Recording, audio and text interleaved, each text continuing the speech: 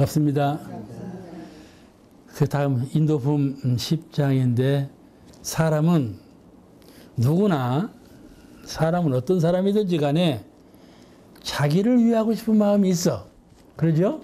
천상천하 유아독존이라고 하셨는데 서강문희 부처님께서 천상천하의 유아독존이라고는 유아, 오직 나쁜 그 나는 있잖아요. 우리가 무아라고 하지만은 그 무아라고 하는 것은 대하여, 진실한 나여, 진아. 그런 나가 나를 전제한 그 진실한 나를 설명하기 위해서 언어상 무아라는 말을 썼지 내가 없다는 말이 아니에요. 그 참된 나라는 것은 유아, 절대적인 나, 그 절대아를 말하는 것이에요. 그러므로 그 절대적인 존재, 오직 나밖에 없는 나, 상대를 떠난 나, 그런 나가 실존한다. 그를 부처님이라 그런다. 그리고 우리는 부처님이라 그래요. 그러니까 사람은 누구나 자기를 좋게 하려고 하는 구하는 마음이 있다. 그런 말이죠. 그러죠? 자기를 좋게 하는 마음이 꼭 있어. 그런데 혹은 순리로 구하기도 하고 혹은 영리로 구하기도 하고 혹은 사실로 구하기도 하고 혹은 허구로 구하기도 한다.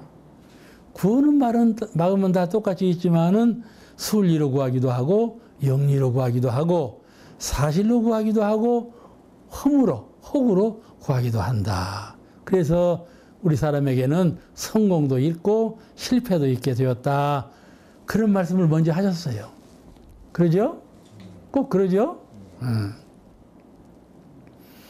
그 네 가지로 이제 구별해서 말씀하셨는데 그 네 가지 구별에 의해서 잠시 설명 말씀을 드리면 순리로 구하는 사람은 남을 좋게 하면서 나도 좋게 하는 사람이에요. 나를 좋게 하면서 남도 좋게 하는 사람. 우리가 흔히 말할 때 자리리타라 그러죠. 자리리타 또는 자각각타라 그래요. 그러잖아요. 우리가 교화를 할 때에는 자각각타, 나도 깨달으면서 저도 깨닫게 하고 저를 깨닫게 하면서 나도 깨닫고 서로 깨닫는 그런 깨달음의 인생. 또 내가 저에게 은혜를 주면서 내가 또 은혜를 입으면서 서로 은혜를 주고 서로 은혜를 입으면서 서로 잘 살게 하는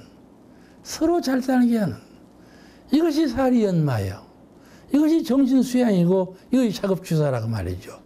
작업사리용, 정신수양, 사리용고 작업주사 사막이 어디에 있냐면 나도 이롭고 저도 이롭고 나도 깨닫고 저도 깨닫고 이렇게 사는 것이 사막이라고 말이죠. 그러지 않아요? 사막은 멀리 떠나 있을 수가 없어. 그런데 이 네 가지로 이제 사례를 구했는데 순리로 구하는 사람은 남을 좋게 하면서 자기도 좋아지는 그런 도를 자리리타의 도를 행함으로써 자타간의 낙원을 이룬다. 그러니까 나도 낙원이 되고 저 사람도 낙원을 산다. 광대무량은 낙원 세계를 대명상에 구현한다 하셨는데 광대무량은 낙원 세계라고 할 때 그런 세계에 가면 군뱅이도 부처님 되는가 그렇게 말씀하는데도 어떻게 이 세상을 이 차별 많은 세상을 낙원으로 만들 것이냐. 도적놈은 갈수록 도적질을 잘하고 이런 세상이에요. 지금 세상이. 시간이 갈수록 자꾸 도적질만 연망하네. 그러니 어떻게 낙원세가 만들겠냐. 호랑이나 저런 서로 잡아먹는 저런 짐승들이 언제 부처님에 대해서 낙원세계가 되겠냐. 그건 불가능한 일이다. 이렇게 본단 말이에요. 그렇게 보는 낙원세계가 아니에요. 우리 낙원세계라는 것은 내가 성불해서 저 사람도 성불하게 만들고 내가 은혜를 입으면서 저 사람도 은혜롭게 만들고 나로 인해서 서로 은혜로운 세상이 되고 나로 인해서 서로 깨닫는 세상이 되는 이 세상을 낙원세계라 그렇게 말을 해요. 그러므로 내가 낙원을 이룬 사람은 그 사람은 낙원세계에 이미 살고 있는 사람이에요. 그러지 않겠어요? 그죠? 우리가 어디서 3대력을 함양해서 낙원세계에 살 수 있도록 해야 되겠어요. 또 그 다음에 영리로 구하는 사람. 영리로 구하는 사람은 자기만 좋게 하고 남을 해함으로 결국 죄고에 빠진다. 이 서양 사람들은 제가 서양은 많이 안 가봐서 모르지만은 서양 사람들은요 남에게 해만 끼치지 않으면 괜찮아요. 청춘 남녀가 이 앞에서 키스를 해도 괜찮냐고 그렇게 볼만해요. 볼만한 거야. 근데 그 사람이요, 내 구두를 밟아봐요. 그건 안 될 일이에요. 그건 허용을 안 해요. 그러니까 남에게 피해를 주면 안 돼, 서양 사람들은. 그죠? 그것이 아주 철학이요. 아주 신사예요, 신사. 남에게 피해를 주지 말아야 돼. 남에게 피해를 주지 않는 것도 좋으지만 남에게 은혜를 끼친다면 얼마나 더 좋겠어요. 그런 생활은 더 훨씬 높은 생활이죠. 그런데 나만을 좋게 하고 남을 해롭게 하는 그런 인생은 결국은 자타간에 죄고에 빠지게 되는 것이죠. 아주 죄고 늪이라고, 죄고라는 것은 한번 들어가면 이 수렁, 논에 수렁이 있죠. 수렁은 장화 신고도 한번 빠지면 그냥 푹 빠져버리는 거거든. 이 죄고라는 세상은 그대로 낙이 있어가고 빠지고 빠지는 게 죄고예요. 그런 그 영리로 구하는 사람은 죄고에 빠지게 된다. 그랬어요. 참 쉬운 일이에요. 죄고 고해에 빠지는 일이 어려운 일이 아니에요. 쉬운 일이에요. 우리가 지금 죄고 고해에 살고 있잖아요. 그죠? 우리가 지금 고해에 살고 있는 거예요. 이렇게 빠져 있는 거예요, 지금. 빠져 있는 거예요. 지혜가 어둡고 깨달음이 천박해서 고해에 살고 있거든요. 누가 좀 빠지고 싶어서 빠진다요? 그러지 않아요? 빠져들기 시작하면 자꾸 빠져들어간 거예요. 빠져들어간 거예요. 벗어날 길이 없어, 벗어날 길이. 이같이 영리로 구하는 사람은 자기만 좋게 하고 남을 해롭게 하는데 그는 결국 죄고에 빠지게 된다. 그렇게 지적을 하셨어요. 또 사실로 구하는 사람은 사실로 구해라. 사실로 구하는 사람은 이치에 맞게 당처에서 구함으로 복락을 얻게 된다. 이게 참 잘 생각해 봐야 될 일이에요. 제가 원광대학교 교학과 다닐 때 승산 법사님께서 설교를 하시면서, 강의를 하시면서 이런 말씀을 해요. 인도 사람은 비행기를 만들어 놓고 부처님, 이 비행기를 하늘로 나르게 해주세요. 그런다는 거예요. 인도 사람이 다 그러는 건 아니고 비유담이에요, 비유담. 이게 이념불교로 흐르면 안 된다. 이걸 주장하면서 하시는 말씀이요. 불교는 실천불교라 해야지 불교 이념불교가 돼서는 안 된다. 그러면서 철부지가 그랬겠죠. 비행기를 만들어 놓고 부처님 이 비행기를 하늘로 뜨게 해주세요. 그럼 그 비행기가 날아가겠냐 그 말이에요. 그와 같이 그 사실로 구해야지 허구적으로 구해서는 안 된다. 그래요. 그래야 된다. 그 사실로 구하는 사람은 이치에 맞게 당처에 건다. 이건 사사불공이죠. 당처불공. 사사불공을 주장하는 거예요. 대종사님 교법정신은 사사불공 아니에요? 그죠? 일을 당해서 그 사람에게 일을 당해서 그 일을 잡고 일할 때 그 일에 불공하고 그 사람에 불공하면 반드시 사실적으로 성공할 일은 여기서 저질러 놓고 불공은 저기 가서 들이면 그게 될 일이냐 그 말이에요. 그러지 않아요? 실지로 실지불공을 들여야지 효과가 100%가 나는 것이지, 일은 여기서 저질러 놓고 이념적으로 정신적으로 딴 데 가서 불공을 들이면 안 될 일이죠, 그 일이. 그와 같이 사실로 구하는 사람은 이치에 맞게, 그 이치에 맞는 것이요. 왜 이치에 맞는가? 사실이 이치다 그 말이에요. 진리는 따로 있고 사실은 따로 있는 세계가 아니에요. 이 하늘과 땅과 이슬과 햇빛과 이런 모든 것은 전부 진리예요. 법계예요, 이 세상이. 법계는 따로 있고 현실계는 따로 있다. 이런 관념을 갖거든요. 우리가 세상은 세파가 많지요. 죄 짓는 사람도 많고 얼마나 생사고락간에 풍요곡절이 많아요. 그냥 이런 안목으로 천지만물을 봐버린단 말이에요. 그러면 천지만물이 다 그렇게 그런 세계인 줄 알아요. 그런데 그렇지 않아요. 그렇지 않아요. 이 천지만물의 세계는 바로 법계예요. 진리 그대로 나타나는 모습이에요. 진리 그대로 나타났다 그 말이에요. 진리 그 자체예요, 이 법계가. 그런 그 깨달은 안목으로 이 천지만물을 대할 줄 알아야 그분이 견성오도운 분이죠. 환연하게 깨달은 분이에요. 사실과 진리를 둘러봐지 않는 그런 견성오도한 그런 심경으로 사물을 보아야 한다. 대해야 된다. 그 말이죠. 그러니까 지금 내가 사람한테 불공 드리는 것은 진리 불공하고 사실 불공 함께 하는 거라. 그 말이에요. 함께 하는 거예요. 따로따로 하면 안 된다. 그 말이죠. 그러니까 진리 불공을 드리는 것은 마음 불공이에요. 그죠? 내가 이 당초에서 이 사람한테 불공을 드리지 않고 이 사람이 내가 미워. 저 사람이 나 잘못해요. 근데 이 사람한테 불공 안 드리고 법당에 가서 불공을 드려. 그럼 그 법당을 불공 드리는 건 진리 불공이라고 그래요. 그 진리 불공은 내가 내 마음에 불공 드리는 거라 그 말이에요. 아시겠죠? 법신불전에 내가 그를 위해서 불공을 드리면 내 마음에 그 순간 다 정화가 되고 밝아지고 굳센 마음이 나고 의지가 생기고 그런다 그 말이죠. 그런 마음으로 다시 와서 그 사람을 대하면 전에 대하던 마음으로 대해지지 않지요. 훨씬 더 순화되고 훨씬 더 밝고 영명하고 은혜로운 마음으로 관대한 마음으로 될 수 있다 그 말이죠. 그래서 모든 것이 해결되는 것이라. 이게 안 되면 먼저 법신볼 사은전에 기도를 모시고 그 기도 모신 정신으로 사체에 응해서 그 공을 드리면 안 될 일이 없죠. 안 될 일이 없어. 근데 이것을 모르는 사람들은 둘로 알거든. 둘로 알아. 안 되면 그냥 이건 포기해버려. 포기해버리고 저기 가서만 하려면 안 되는 거다. 그 말이죠. 그게 이치에 맞지 않게 구하면 안 된다. 이치에 맞게 사실적으로 구해야 복락을 얻게 되는 거다. 그런 말씀을 하셨는데 참 평이하고 쉬운 말이에요. 그런데 이 말씀을 잘 철학할 줄 알아야 돼.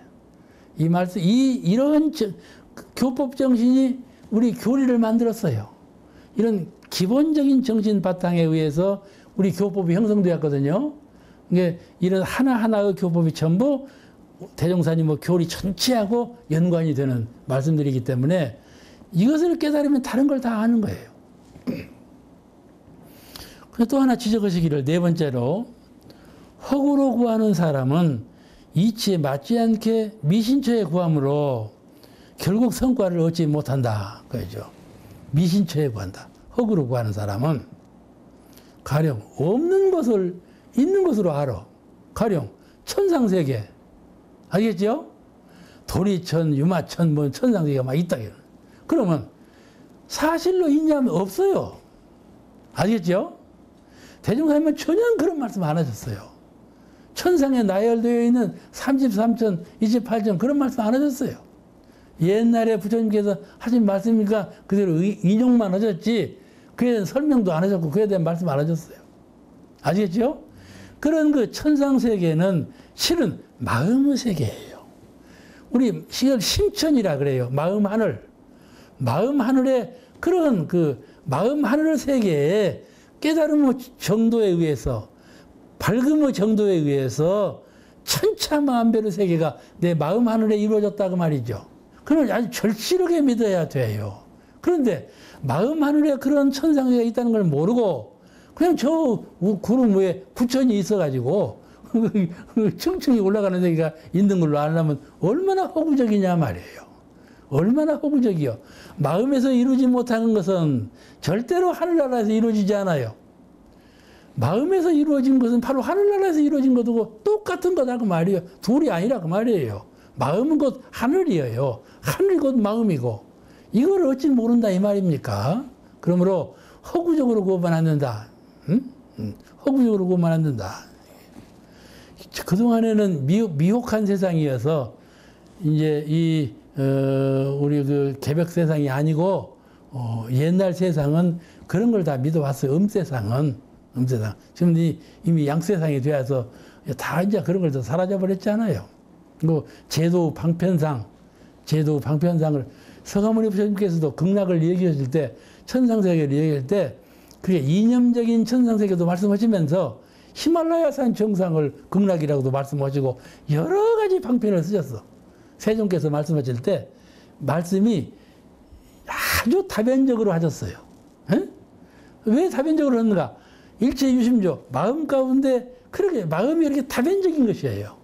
내가 이런 마음을 쓰면 그렇게 되고 내가 저런 마음을 쓰면 그렇게 되고 일이 된단 말이에요. 그런 것을 전부 다 그 수준이 낮은 사람은 이 말을 듣고 믿고, 수준이 높은 사람은 저 말을 듣고 믿고, 이렇게 해서 모든 사람들이 다 신봉할 수 있도록 이렇게도 말하고 저렇게도 말하고 했을 뿐이지, 방편으로 했을 뿐이지, 마음은 하늘과 둘이 아니라 그 말이죠.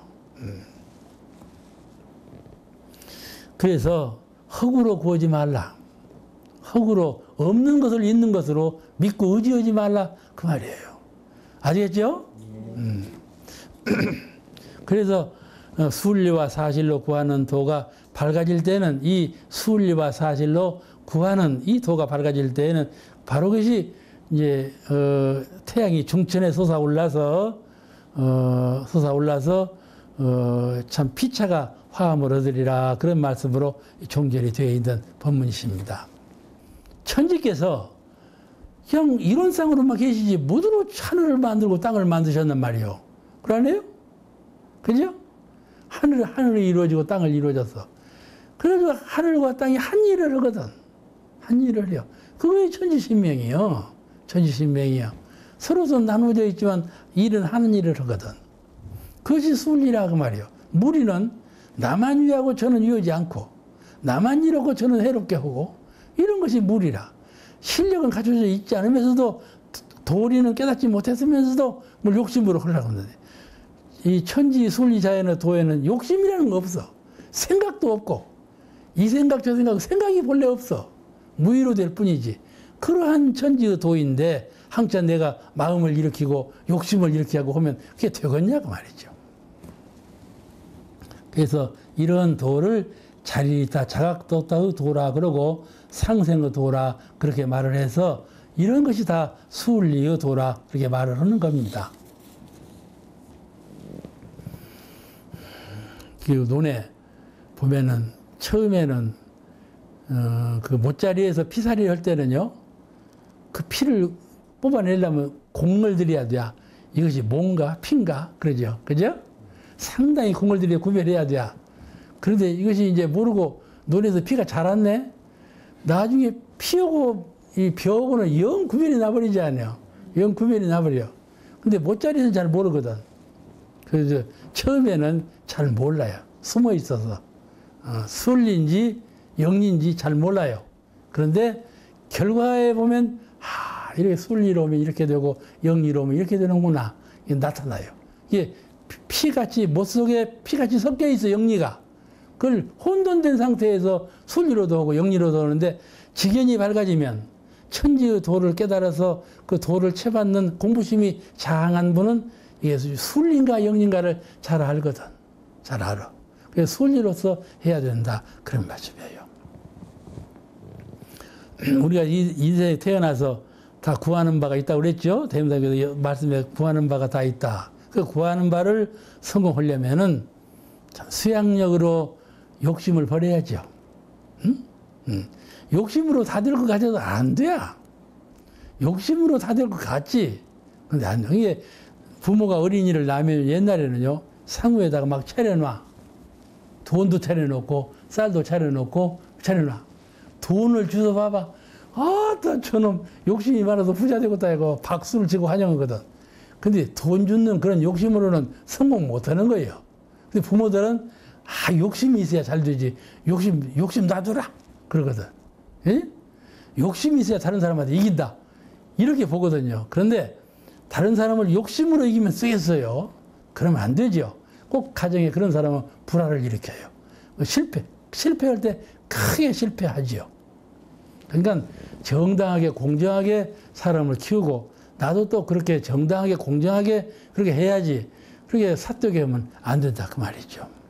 구하는 것을 이룰 때 서로 다 구하는 것을 이루고 있지만은 수양력, 연구력, 취사력 이런 3대력으로 실행을 해서 구해야 참 만족하고 보람이 있고 언제든지 존경받고 언제든지 허물어지지 않아.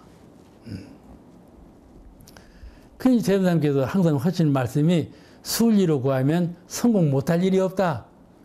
이소성대로 하고 도의 그 순리에 맞게 하고, 그렇게 처음에는 대중 속에서 있는가 없는가 몰라. 그러면 꾸준하게 참 그 의지대로 해나가는 세월이 갈수록 두드러지게 드러나거든. 그렇지 않은 사람은 세월이 갈수록 묻혀버리고 그런 것이에요. 그래, 또 하나는 말씀하시기를 미신으로 구하지 말고 사실로 구하라. 그 말씀. 우리가 거기에 대해서 좀 생각해 보십시다. 이론상 진리는 이 현 세계 밖에 어떤 세계도 숨기지 않아요. 이론상의 진리는 현실 세계가 있잖아요. 이 현실 세계로 당신의 모습을 그대로 나타내셨어. 현실 세계를 나타내는 외에 따로 숨겨둔 세계가 없어. 이론상, 법신불 이론상 진리께서 이 사은의 세계를 이루셨는데 사은의 세계 밖에 따로 어떤 세계가 없다 그 말이에요. 숨겨둔 세계가 없어. 현실 세계 그것이 바로 이론상 진리 세 법계이다. 그런 말씀이죠. 그러니까 무의자에는 현실 세계가 곧 법계다. 이것을 믿는 분, 이분이 견성하신 분이에요. 알겠죠? 견성하신 분은 이것을 견성이라 그래요. 현실 세계를 보고 현실 그 자체가 바로 진리인 것을 깨닫는 분, 그분이 참된 견성을 한 분이다 이 말이죠. 가령 내가 선을 닦아서 허허정멸, 그 비고 빈 마음의 근본 자리를 보았는데 비고 빈 그 자리는 비고 빈 것이 아니다 그 말이에요. 참으로 견성 오도온 사람은 비고 빈 적적요요한 그 자리에서 가득 찬 그 자리를 같이 깨친다 그 말이죠. 아시겠죠? 빈 자리에 그치지 않아. 빈 자리 그 자리는 가득 찬 자리요. 가득 찬 그 자리는 현실적인 세계에 가득 찼거든. 가득 찬 그 자리는 텅 빈 자리고 선을 닦을 때 텅 빈 자리는 가득 찬 자리다 그 말이에요. 그 둘 아닌 진리의 세계. 어느 한편에 치우치지 아니하고 공과 색의 공이다 색이다 치우치지 않아. 색은 비진리고 공은 진리고 이러지 않는단 말이에요. 그래 반자심경에 색즉 공이요 공즉 색이라 그러죠. 그러죠? 둘 아니다. 둘 아니다. 이 진리를 오득해야 참으로 견성한 사람이다 그 말이죠. 둘로 봐 늘. 왜 둘로 보는가? 생각을 거두어버려. 생각을 거두니까 비었거든. 빈 것만 진리로 알아. 아시겠죠? 생각하는 것은 나를 어둡게 하고 생각하는 것은 나를 부숴버리고 생각하는 것이 나를 망하게 하는구나. 이렇게 생각한단 말이에요. 근데 그러지 않아요. 생각하는 것이 나를 살리는 것이에요. 생각하는 것은 그건 진리다 그 말이에요. 제가 아까 말씀드렸죠. 마음은 주인 마음, 무슨 마음. 또 하나는 도적 마음. 이 도적 마음만 나쁜 마음이지 주인 마음과 무슨 마음은 다 좋은 마음이라 그 말이에요. 그렇지 않아요? 예. 그런 마음의 세계인 것이에요. 그와 같이 주종은 있을지언정 비진리는 아니다. 그런 말씀이죠. 그래서 미신으로 구하는 것은 허구적이요. 실제로 없는 것을 있는 것처럼 환상적으로 믿어. 그렇게 되면 안 된다. 옛날에는, 옛날 종교는 그렇게 대중의 깨달음이 너무나 천박하지만 믿게 하기 위해서 신통 이적을 보이기도 하고 그런 이념적인 세계만을 들춰 말하기도 하고 이 세상 말고 저런 세상이 또 있다 이렇게 자꾸 해가지고 이끌어 올렸지만은 그 사실은 그러지 아니하다 그런 말씀이죠. 그것이 왜 그런가 하면은 옛날에는 그 말이 먹혀 들어갔는데 지금 세상은 과학 시대가 되어가지고 지금 세상은 합리적인 시대가 되어가지고 그 진리성을 사람들이 다 오득했어요. 진리를 많은 사람들이 정각을 했어. 바르게 깨닫고 있어. 또 과학문명이 옛날에 종교가 말하던 것을 과학문명이 전부 과학적으로 해석하기 시작했어요. 그래서 그것이 통달 아주 그냥 보편적인 상식이 되어버렸단 말이에요. 보편적인 상식이 되어 있는 세상에서 옛날 것을 주장하시면 안 맞죠. 주장할 수가 없는 거예요. 그런 시대가 앞으로 더 오는데 그러므로 옛날에 말하던 허구적인 그런 것은 앞으로 오는 시대에는 사실적으로 서지지 않는다. 그래서 사실적으로 구해라. 극락도 극락을 원하거든 사실 세계에서 극락을 수용할 수 있는 그 사람.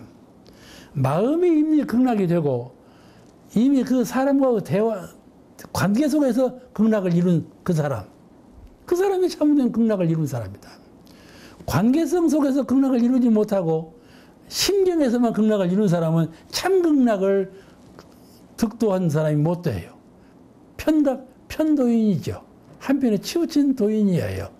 그걸 우리가 잘 깨달아야 된다. 그 말씀이죠.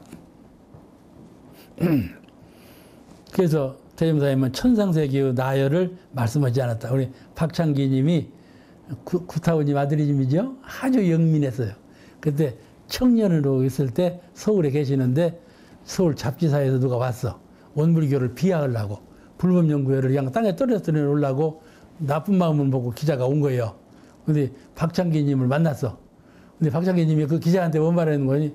우리 선생님께서는 천상세계에 관한 말씀을 안 한다고 그랬어. 그 말을 하니까 그대로 잡지에다 올려놨어. 근데 그 사람들은 옳지 되었다. 옳다 되었다. 웃었지만은 그 말씀에 진리가 있는 걸 그 사람이 어떻게 알겠냐는 말이야. 그 박창기님은, 목사님은 그냥 들은 대로 그대로 말한 거야. 우리 대종사님은 천상세계에 대한 말씀을 안 하신다. 그랬는데 그 진리성을 누가 알겠냔 말이야. 그 세상에. 그 진리성을 잘 깨달은 사람이 되어야 한다. 그 말. 앞으로 오는 세상은 그렇게 문명한 세상으로 돌아가는 거예요. 돌아가고 있어요.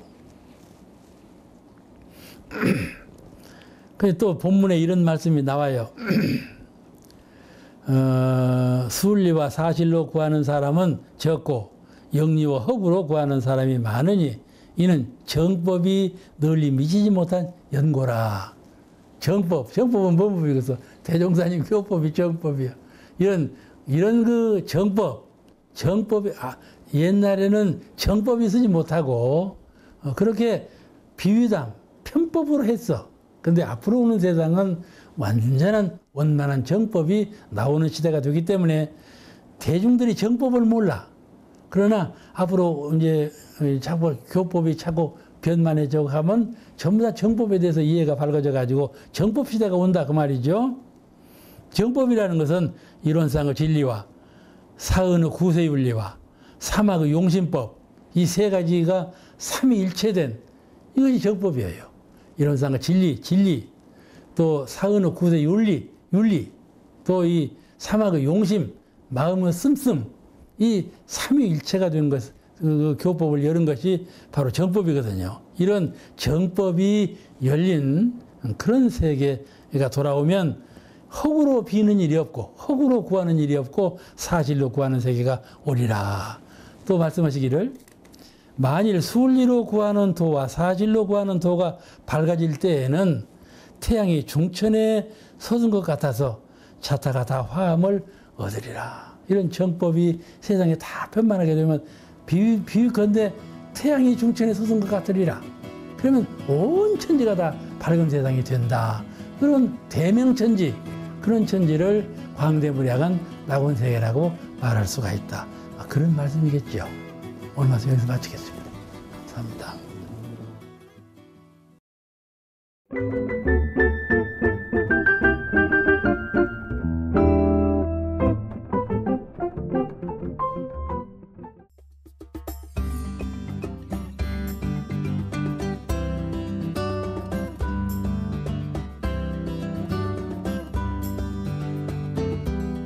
반갑습니다. 그 부모 형제 간의 말씀을 최초로 이제 하셨는데, 그 부모 형제 간에 서로 그 상봉하소를 잘하고 형제 간의 우애를 잘하는 그런 가족, 그런 사람은 사회에 나가서도 다른 어른을 공경하고 아이를 돌볼 때 지극한 마음으로 잘한다. 또 나라에 나가서도 임금에게 충성하고 신하의 도리를 또한 잘 지킨다. 가정에서 효행을 잘하는 사람은 사회적으로도 그렇게 섬기는 도를 다한다. 그런 말씀이세요. 이 말씀은 무슨 말씀인가 하면 가까운 사람끼리, 가정이라고는 가까운 사람끼리 모인 거거든요. 그런 가까운 사람일수록 나중에 그 신법이 해이해져 가고 잘못 사람이 있고 잘못 사는 사람이 있고 밖으로는 잘하는데 가정 안에 와서는 잘못 오거든요. 그런 분이 있어요. 근데 가정에서는 또 잘하는데 바깥에 가서는 좀 바본으로 서는 사람도 있고 그러지요. 이 말씀은 대체적으로 볼 때 효행을 가까운 사람끼리 어른을 잘 받들고 아이를 잘 공경하고 이런 사람은 나라에 또는 사회에 나가서도 그 친후 관계라든지 대인 관계가 원만하다 그런 말씀이시죠. 사람은 근본적으로 성품은 서로 같잖아요. 성품은 다 이론상이에요. 그 성품에서 작용하는 면도 같다고 말해요. 본래는 다 같아요. 근데 이제 자꾸 오랜 세월을, 오랜 생애를 통해서 그 심성이 바뀌어졌기 때문에 이제 그 신법이 달라진 것이지만은 또 환경이 달라지게 되었지만은 근본적으로는 같은 것이거든요. 그래서 그 사람이 좋아하고 싫어하는 것이 있어. 태어날 때부터. 그러니까 어린아이를 보면은 말도 못하지 않아요. 표현을 못하는데 표현하는 것 두 가지가 있어. 하나는 싫으면 울어. 좋으면 웃고. 그것만 표현하는 거예요. 그래서 어머니가 저 밖에 있다가도 그 애가 웃으면 왜 웃는가, 울으면 왜 우는가를 아는단 말이에요. 왜 우는가를 알아. 그와 같이 어린아이가 두 가지 표현만 하는데 좋고 싫고예요. 그 좋다, 싫다 하는 표현은 누구든지 하는데 근본적으로는 좋은 표현하고 싫은 표현하고 사람이나 짐승이나 다 똑같다 그 말이에요. 어? 근본적으로는. 그러니까 그것을 잘 알아서 아는데 가정에서 효를 잘하는 사람은 밖에 나와서도 공경심이 있기 때문에 임금에게 충성하고 어른을 공경한다 그런 말씀이시거든요. 그 사람 가운데에서도 천성적으로 어른을 잘 받드는 사람이 있어요. 상봉하수로 그 두 방향에서 원만히 하는 사람이라 해야 되는데 어른을 잘 받드는데 아이를 그냥 소홀히 하는 사람이 있어. 그는 어른을 받들 때 어른을 효로서 받들어야 된다. 이런 대대손손 물려오는 그런 원칙에 의해서 그냥 무조건 효를 하는 거야. 어른이 잘하는가 못하는가 무조건 효를 하는 건데 그런 분은 공경의 신법으로 어른을 공경하는 것이 아니고 어떤 그 표준, 이게 상몽하수로 공경을 해야 된다는 뜻 신법 표준에 의해서 하는 것이 아니고 아버지니까 어머니니까 이런 조건에서 무조건 섬기는 그런 그 분이 있다 말씀이죠. 그런 분은 아들을 사랑하지 않는 면이 복 많지요. 또 다른 사람을 만나면 경홀히 하는 경우도 또 생긴다 그 말씀이죠. 그래 그런 우스운 얘기로 이런 것을 빙자하는 얘기로 이런 말이 있어요. 치매가 걸려서 아버지가 방 안에 앉아서 아들을 큰 소리로 부르는 거야. 아들이 예하고 대답하고 나가니까 그 오양간에 있는 소를 지붕 위에 올려라. 그런단 말이야. 치매 걸렸으니까는. 그러니까 그 아들이 예. 아버지가 치매는 걸렸지만은 그 오양간에 있는 소를 지붕으로 올리라고 하니까는 끌고 나왔다. 근데 그 소를 어떻게 지붕으로 올릴 거예요.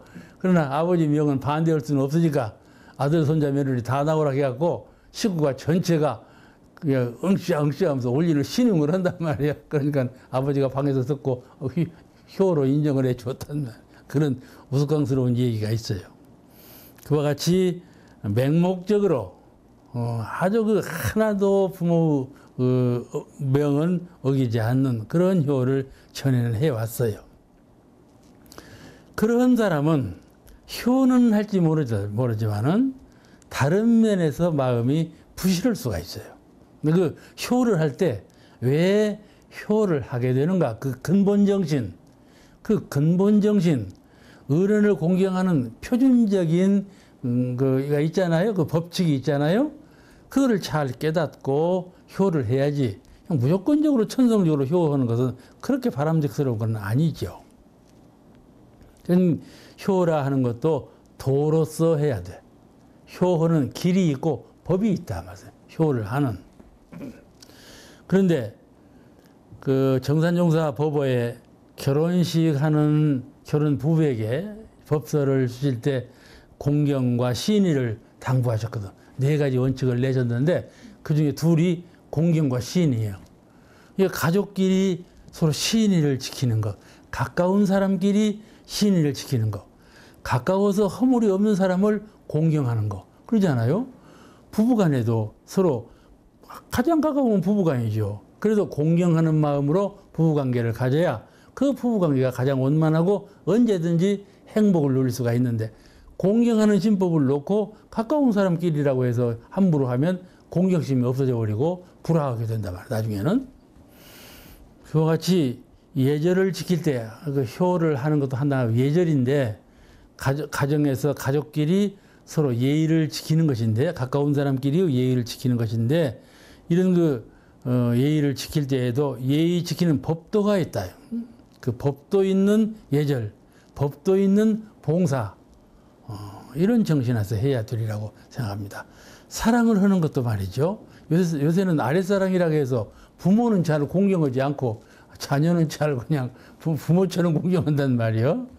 그러는데 그렇게 되어서는 안 되죠. 공경하는 법도, 또 사랑하는 법도, 효를 하는 법도, 이 법도를 잘 알아서 하는 사람은 정신을 아는 거란 말이에요. 정신이 뭐냐면 공경과 신이거든. 이 아랫사람을 보더라도 공경과 신이, 어른을 받을 때에도 공경과 신의 근본 정신을 가지고 효행을 해야 그 효행이 여러 대중에게 끼칠 때에도 똑같이 실행이 된다. 그런 말씀이죠. 대종사님께서 이런 법문을 하셨어요. 가까운 사람 사이에는 반드시 무슨 소리가 난다. 그렇거든. 그러죠? 사람이 만나면 기어이 뭔 소리가 나. 근데 아주 선한 은혜로운 소리가 나는 사람도 있고, 아주 악하고 거친 소리가 나는 사람도 아니겠어요? 사람과 사람이 만나면 꼭 소리가 나. 근데 나발 잘 부른다고 그래요. 그 소리를 아주 곱고 은혜롭고 그런 덕 있는 그런 말이 나오도록 하라. 그런 대종사님 법문이 있거든요. 이것이 바로 처처불상 사사불공의 기본 정신이죠. 가정에서도 사회에서도 저 인구는 정치하는 데도 다 처처불상 사사불공. 자연을 대할 때에도 미물을 대할 때에도 처처불상 사사불공. 그 미물을 대할 때도 부처님이라고 보는 한복, 응? 그 아주 하찮은 미물을 대할 때에도 공경심을 갖는 거. 그냥 팔이 너희는 죽어, 똑딱 죽여버리고, 몰이라도 죽어, 그냥. 좀 죽이는 상대역이야. 닭도 그냥 비틀어 죽여버리고 먹어버리고. 그냥 닭 먹고 싶으니까 닭 죽을 때 깨깨 그런 소리를 듣고도 좋아해요. 처참하게 죽는데 그 소리 듣고 좋아하거든. 그런 속 없는 사람들이 많이 있단 말이에요. 그러니까 이 인과를 중히 알고, 또 그 사람과 사람을 대할 때 그 신의와 공경의 법도를 중히 알아서 그런 생활을 하라. 처음에는 좀 답답하고 하기 어려운 것 같지만은 해보면 그것같이 수월해지고, 참 친화의 도가, 법도 있는 사랑, 법도 있는 공경 할 때 하면 할수록 좋아지는 그 풍토, 좋아지는 그 인간관계가 되기 때문에 아주 즐겁게 그 일을 실행할 수가 있어요. 이것을 인간 간의 관계 원리라 그래요. 대종사님께서 사은을 말씀하실 때 천지운, 부모운, 동포운, 법률은의 은혜라고 하는 것은 사람과 사람 사이의 관계 원리예요. 천지와 사람 사이의 관계 원리. 어떻게 관계를 맺느냐, 이것을 은의로서 맺으라 하신 거거든요. 가정에서 가까운 사람끼리도 은의로서 그 관계를 맺는다. 그런데 초점을 맞춰서 공부를 하고 힘을 쓰면 그 사람은 밖으로 나와서도 그렇게 할 것이고, 자연 환경을 대할 때도 그렇게 할 거란 말이죠. 근본 정신이 마음 안에 있으니까. 한 가지 일만을 국집해서 꼭 그렇게 해야 된다는 사람은 그렇게 안 해요. 부모에는 효를 해도 아들은 꼴을 못 봐. 부모에게는 효를 해도 다른 사람은 꼴을 못 보고. 그건 속에 표준이 없어. 그 인이라고 하는 그런 법도가 없다가 말씀이죠. 그래서는 안 되죠.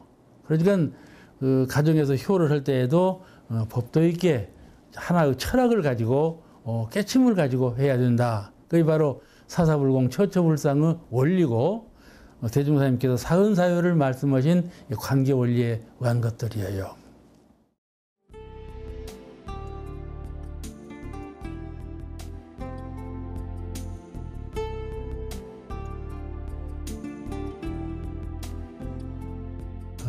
내 마음을 미루어서 자기 마음 자기가 모르는 사람 없잖아요.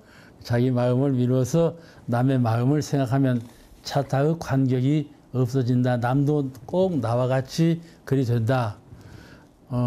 내가 느끼기를 저 사람하고 나하고 같을 리가 없지 생각하는데 그러지 아니하고 저가 나하고 같고 나가 저하고 같게 되는 이렇게 자타 간에 서로 융화를 하고 서로 건네야 된다 그 말씀이죠.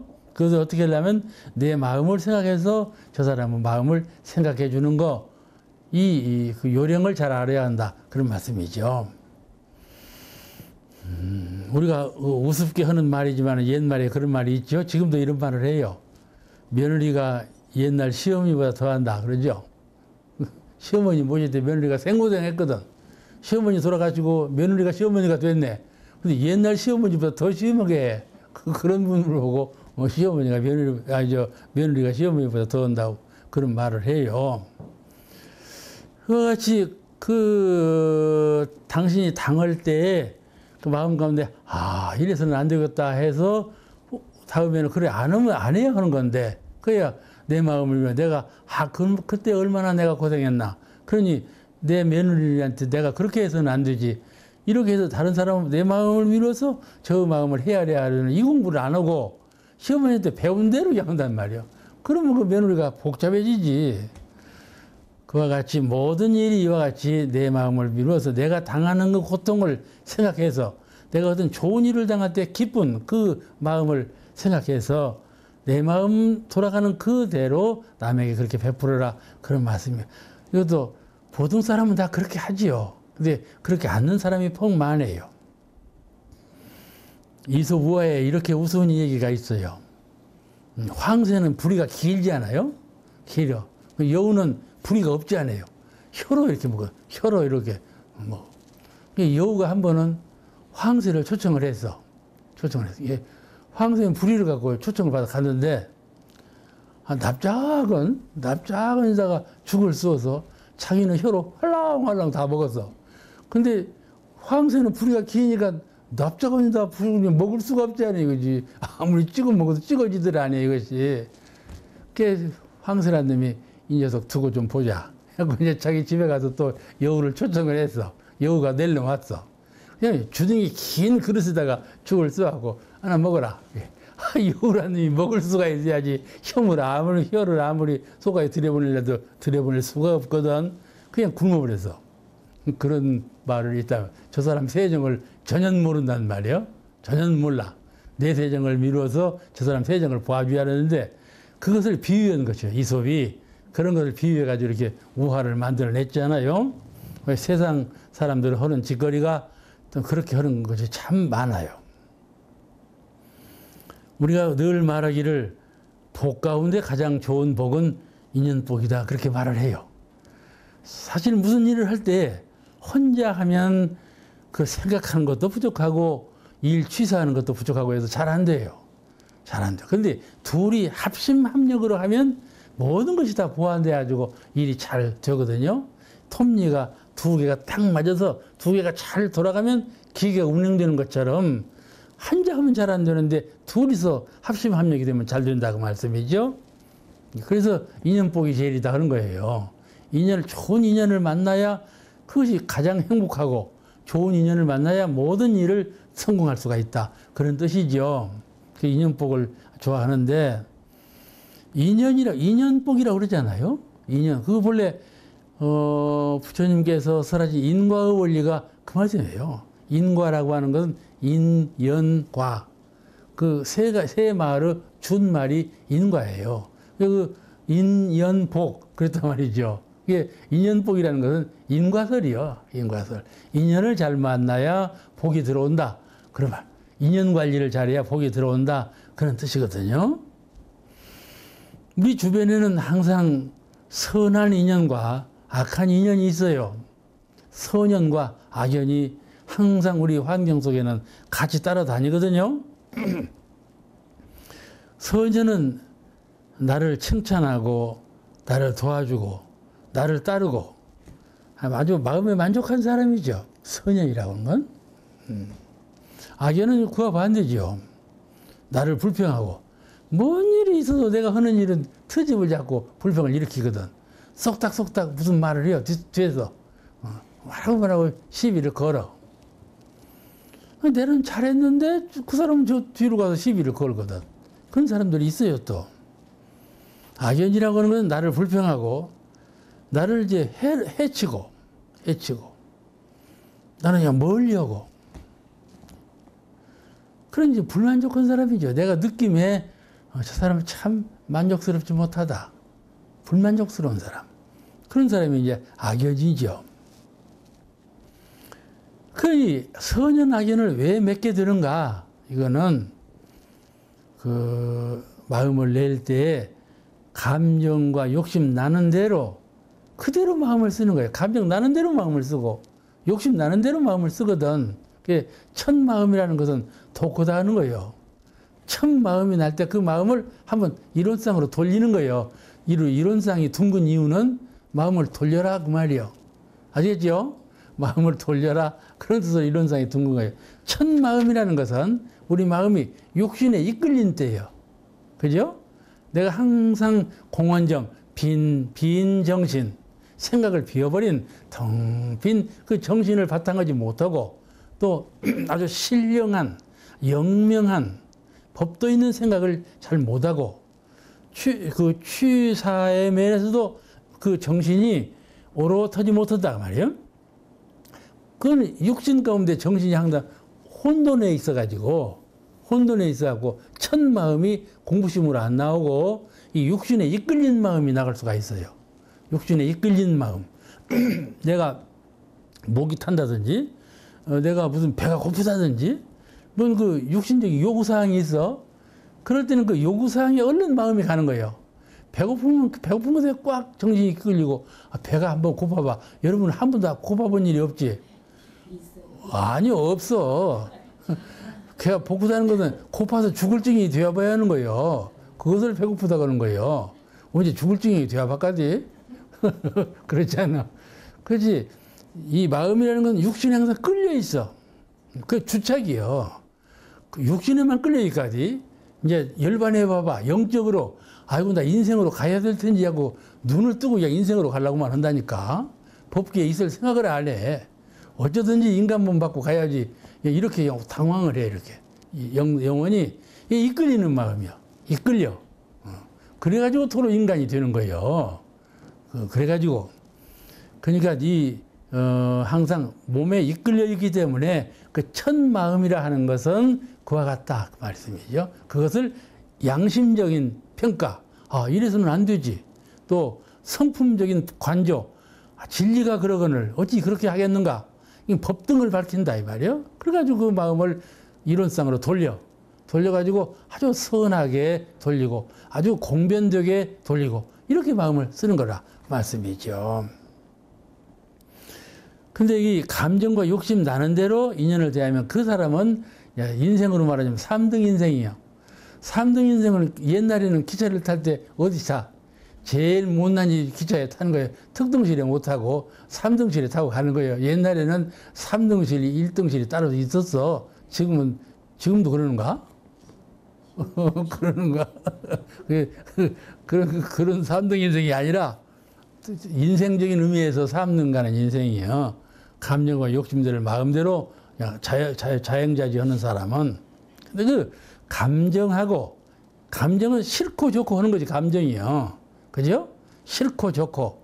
욕심은 내가 필요한 것을 필요한 대로 다 가지려고 하는 마음이 욕심이고. 그걸 조절해가지고 인연 관리를 잘 하는 사람. 그건 특등 인생이지, 이제. 그래서 이 복이라고 하는 것은 인연으로부터 돌아오는 것이고, 재앙, 화라 하는 것도 인연으로 인해서 돌아오는 것이다. 아시겠죠? 모든 것이 다 인연 관계 속에서 돌아오니까 인연 관리를 잘해야 된다. 그것이죠. 우리가 몸을 관리하면 말이죠. 제가 이제 나이가 들어가지고 몸 관리를 해보니까 병이라고 하는 것은 몸을 잘 관리하면 병은 거의 없다시피 하더라고. 근데 노인되어갖고는 의뢰이 아플 줄 알거든. 의뢰이 아플 것으로 알아, 그냥. 그런데 눈도 어두워질 것으로 알고 귀도 먹을 것으로 알고 이렇게 건강이 부실해질 것으로 미리 알아. 그런데 건강을 잘 관리하면 그러지 않거든. 그러지 않아요. 그와 같이 인연이라는 것은 의뢰이 그러는 것으로 하지만은 사실 잘 관리를 하고 오면은 그런 건 아니란 말이에요. 이런 건 아니라 이 말이지. 이 본문에 이렇게 말씀하셨어요. 내가 못 당하는 일은 남도 못 당하는 것이요. 얼마나 참 적실한 말씀이에요. 내가 못 당하는 것은 남도 못 당하는 것이요. 성품은 같으니까. 같은데 환경이 돌아올 때 못 당하는 것은 내가 못 당하는 건 저도 못 당한다. 그 말 똑같은 입장이라 그런 말씀이에요. 그럼 내가 못 당하는 건 무엇이 내가 못 당하는 것인가? 늘 꾸중 들을 때. 그죠? 아니 어머님으로서 아들을 늘 꾸중하면 안 되는 거예요. 항상 꾸중하기만 하거든. 너는 왜 못하냐? 너는 왜 안 하냐? 이 말을 자꾸 해봐봐. 그 아들 병나지. 좋은 아들 다 버려버리는 거야. 이렇게 되면. 늘 꾸중 듣기. 무시당하기. 그잖아요? 이렇게 정신, 육신, 물질로 고통을 받게 되는 것이죠. 손해를 입히고 피해를 입히고 이렇게 되면 안 되지 않겠어요? 내가 그 못 당하는 일, 이런 못 당하는 일을 늘 받고 오면은 우선 정신적으로 고통을 받고 육신과 생활 면에서도 큰 고통을 받을 것은 당연하지요. 이런 그 고통을 받는 것은 왜 그러는가? 그는 왜 그렇게 남에게 고통을 주는 그런 일을 하는가? 그런 사람은 되게 자만해요. 자기가 자만심을 가져. 그러니까 남에게 함부로 하지요. 그리고 감정과 욕심을 그냥 불같이 일어내. 그래 남에게 이제 피해를 주는 것이죠. 이런 그 마음이라는 것은 그 여반장인데, 마음이라는 것은 이렇게 쓸 수도 있고 저렇게 손바닥 뒤집는 것도 같아요. 마음은 그렇죠? 마음은 고정되어 있는 것이 아니에요. 이제 부처님 말씀에도 금강경에도 무유정법이라는 말씀이 나오는데, 마음이라는 것은 정한 바가 없다. 응? 선한 것도 아니고 악한 것도 아니다. 그죠? 이 인생이라는 것은 고도 아니고 낙도 아니다. 인생은 고다. 그건 정해졌지? 인생은 고라는 말을 쓰지 않는 거예요. 그냥 일반 사람들이 쓰는 것이지. 그러면 인생은 낙이냐? 인생은 낙도 아니라 이 말이요. 낙도 아니고 고도 아니고 선도 아니고 악도 아니다. 우리 본래 성품은 그런 중도적인 입장에 있는 거죠. 우리 정신은 본 바탕인데, 환경에 따라서 그 감정과 욕심에 따라서 마음이 정해져 가지고 그냥 찰떡같이 그것을 벗어날 줄을 몰라. 이렇게 되면 안 되죠. 그러니까 사람이 자만의식을 갖고 또 그 마음을 자행자지로 욕심과 그 감정으로 함부로 일으키는 사람은 이건 남에게 큰 피해를 주고 준다 이 말씀이죠. 이렇게 그래서 이제 대종사님께서 대종의 끝에 그런 말씀, 나 언제 그런 말씀 또 했을 거야 아마. 앞으로 오는 세상은 남에게 못 주어서 한이 되는 세상이다 이렇게 말씀하셨다니까. 남에게 못 주어서 한이 돼야. 남에게 못 주어서 걱정이 되는 건 모르지만 한까지야 되겠어요? 그런데 말씀하실 때 남에게 못 주어서 한이 된다 그러셨단 말이야. 이게 얼마나 인과가 밝아지는 그런 세계가 오겠어요. 앞으로 오는 세상은 참 과학에 의해서 또는 그 도덕에 의해서 훨씬 더 향상된 사회가 돌아오기 때문에 그 인과를 다 알기 때문에 못 주어서 한이 되는 세상이 된다. 그런 말씀을 꼭 믿어야 될 것 같아요. 그래서 이제 우리 부처님의 그 자비심성, 우리가 부처님을 배울 때, 그때 부처님께 공경하고 오체투지로 저러고 비리기만 할 것이 아니라 부처님의 그 광명하신 법도 또 부처님의 그 넓으신 자비, 그런 걸 배워야 응? 너그럽게 자비정신으로 사람을 대해야 되지 않겠는가. 이렇게 하면 상생의도가 되어지는 것이죠. 상생상화의도가 이루어지는 것이에요. 그 말씀을 2장에서 하셨어요. 시간 마치겠습니다.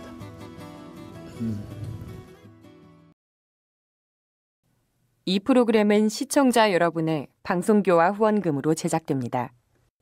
여러분의 소중한 후원이 교화 대불공을 이룹니다.